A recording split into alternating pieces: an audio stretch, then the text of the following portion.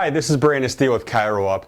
Over the last couple of years, I've had a change in thought process, and through all the research and through clinical encounters, I've come to appreciate the fact that we have joint misalignments, and we have joint centration, and we have subluxations, and we often talk to our patients about those, and we go out and to treat those with our patients. However, what if those are just on the spectrum of functional to structural problems?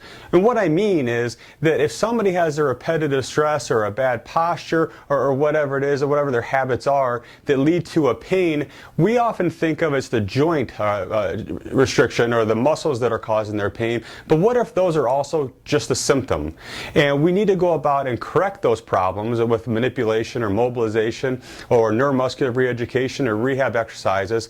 However, what if we stop focusing on the joint as a source of pain or the muscle as a source of pain? And what if we backtrack just a little bit and go back to the actual habits that cause their pain, and we set out to correct those?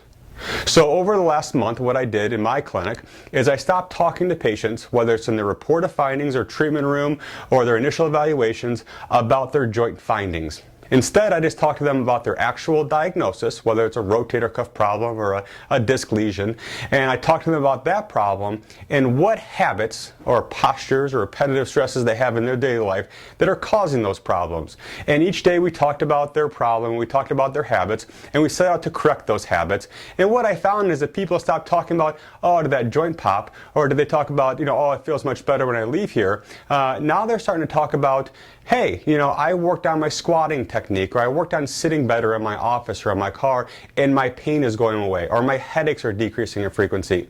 So here's my question. Are joint restrictions or subluxations or misalignments a diagnosis, or are those purely a symptom? What do you think? Comment below.